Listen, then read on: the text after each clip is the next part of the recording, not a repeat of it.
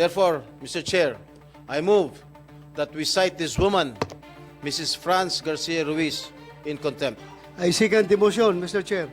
Rosa, can you escort Mrs. Ruiz to the detention facilities of the Philippine Senate? Dagdagan, Balita News Update. Mr. Chair, huwag na tayo magpaligoy-ligoy pa dahil panay kasinungalingan itong sinasabi niya. Mr. Chair, huwag na tayo magpaligoy-ligoy pa dahil panay kasinungalingan itong Welcome na naman mga kabalitaan para sa ating mga lumiliyab na mga balita at impormasyon. Kung bago ka pa lang sa page na ito, agad pindutin ang follow button upang agad niyong malaman ang mga kaganapan sa ating lipunan. Ito na nga mga kabalitaan, nakakulong na sa Senado ang among si Ginang France Ruiz sa kasambahayang si Elvie Vergara. Hawak-hawak na kamay ni Ginang Ruiz sa isang babaeng sergeant at arms upang ito ihatid sa kanyang bagong tirahan na nasa ibaba ng naturang gusali. Halatang pikon na si Senator Dela Rosa at lalo na si Senator Jinggoy Estrada sa pagsisinungaling nito na hindi umano siya ang nanakit kay aling Elvie kahit tinuturo na siya ng mga saksi na siya talaga ang responsable sa pananakit. Gustong ipakulong ni Senator Estrada si France Ruiz sa Pasay City Detention Cell bagaman ito ay hindi sinang-ayunan ni Senator Dela Rosa kaya humingi ito ng 1-minute suspension upang kanilang pag-usapan ang pinal na magiging desisyon. Sinabi naman ni Senator Tolentino na kailangan agad may harap sa susunod na pagdinig sa Senado si Ginang Ruiz kaya ito ang naging dahilan na agad binago ang desisyon ni Senator Jinggoy na sa loob ng Senado na lang ito ikulong alinsunod ng kanilang napagkasunduan. Kitang-kita naman sa mukha ni Ruiz na dismayado at may pagkarakot sa naging hatol ng tatlong senador na misulang katapusan niya na sa mundong ibabaw. Panoorin natin ang mga huling kaganapan sa nakaraang pagdinig sa kaso ni aling Elvie laban sa kanyang mag-asawang among si France at Pablo Ruiz. Senator Dela Rosa, and under the rules of the Senate, as affirmed. Maybe, Mr. Chair, we better confine her at the Pasay City Jail, not in the Senate. Detain the person, said person cited for contempt. There is a subsequent motion, unless the first motion is amended by Senator Estrada, to transfer, to detain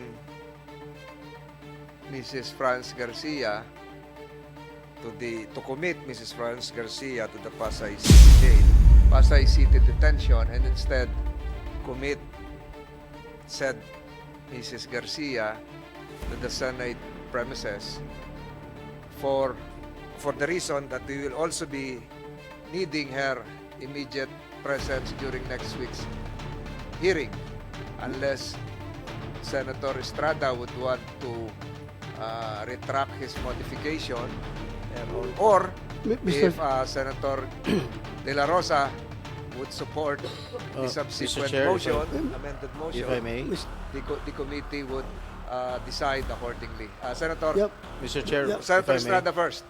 I will not withdraw my motion.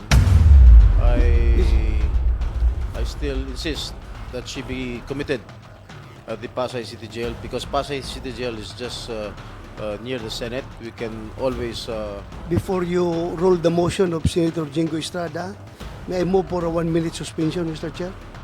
Pag-usapan tayo tatlo. Session is suspended for 1 minute. Senator Estrada, there is a pending motion with a modification not duly seconded. May we know the pleasure of Senator Estrada whether he is amenable to sticking to the original motion or to the modified motion. Senator Estrada, you have the floor. thank you, Mr. Chair.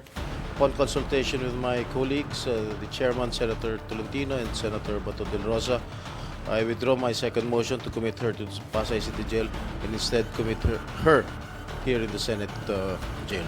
Thank you, Mr. Chair. The said motion was duly seconded by Senator Dela Rosa. Finding no other objections, comments from our other colleagues, the Senate Committee on Justice and Human Rights, after consultations with the members and a closed-door deliberation, hereby approves the said motion of Senator Estrada and a detention order be issued to Mrs. France Garcia Ruiz for continuously evading the questions propounded by the members of this committee, as well as falsely testifying under direct examination by committee members and consistent with the rules of the Senate, which considers a commitment order issued by a committee as a contempt of the Senate. The Sergeant at Arms is hereby directed to place under detention within the Senate premises said person, Mrs. France Garcia Ruiz, with visitation rights accorded to his family members as well as counsel, effective today, September 19, 2023, given in open session by the Senate Committee on Justice and Human Rights. So ordered. Rosa, can you escort Mrs. Ruiz to the detention facilities of the Philippine Senate? Any motion to suspend the hearing for today? Mr. Chairman, I move to suspend the hearing for the day. Without objections on the part of the members of the Committee on Justice and Human Rights, the Senate Committee on Justice and Human Rights investigation is hereby suspended. Para mapakinggan at mapanood ang mga mainitipang mga balita, huwag kalimutan i-follow ang page na ito para updated lang sa mga habang sa ating lipunan. Tatahan na Balita.